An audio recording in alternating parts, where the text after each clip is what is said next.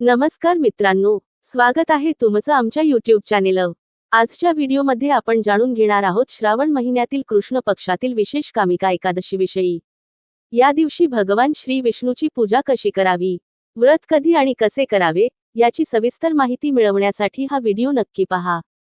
चला तर मग आध्यात्मिक सुख आणि शांती मिळवण्यासाठी एकत्र येऊया। श्रावण महिन्यातील कृष्ण पक्षातील एकादशीला कामिका एकादशी म्हणतात। तर आपण ही एकादशीचे व्रत कधी, कसे आणि कधी पारायण करावे याची माहिती घेऊ। एकादशीचे व्रत आपल्याला खूप आनंद प्रदान करणारे आहे। ही एकादशी श्रावण महिन्यातील कृष्ण पक्षात आली आहे। या एकादशीला कामिका एकादशी म्हणतात आणि या दिवशी भगवान श्री विष्णूची पूजा केली जाते। म्हणजेच श्रीकृष्णाची पूजा केली जाते, नारायणाची पूजा केली जाते। ही एकादशी चातुर्मासाच्या कालावधीत आली आहे। श्रावण महिन्यात असल्यामुळे या एकादशीचे महत्त्व अधिक वाढते। या दिवशी अश्वमेध यज्ञासारखे फळ प्राप्त होते, समस्त पापांचा नाश होतो आणि मोक्षाची प्राप्ती होते। या दिवशी भगवान विष्णू म्हणजेच शालिग्रामाला तुलसी दल अर्पण केल्याने मोठा फल प्राप्त होतो। जर आपण या दिवशी नारायण शालिग्रामावर अभिषेक करत असताना तुलसी दल अर्पण केले तर त्याचे खूप महत्त्व असते। इतकेच नाही, एकादशीचे व्रत केल्याने वाईट कर्मांपासूनही मुक्ती मिळते, पितृदोषातून मुक्ती मिळते आणि पूर्वजन्माच्या अनेक पापांचा नाश होतो।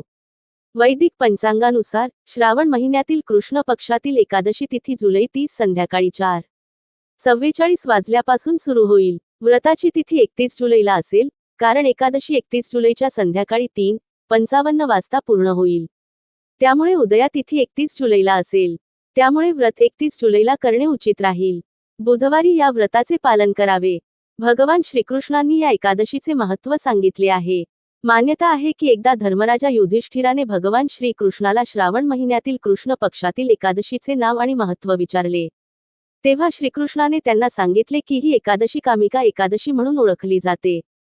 या एकादशीचे व्रत एखाद्या व्यक्तीची इच्छा पूर्ण करते आणि त्याला सर्व पापांपासून मुक्ती देते।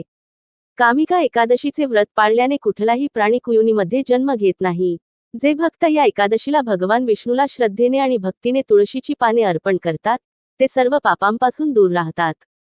याशिवाय भगवान कृष्णाने सांगितले की जे भक्त कामिका एकादशीच्या व्रताच्या दिवशी श्रद्धेने नारायणची पूजा करतात, त्यांना गंगा, काशी, नैमिषारण्य आणि पुष्करमध्ये स्नान केल्यासारखेच फळ प्राप्त होते।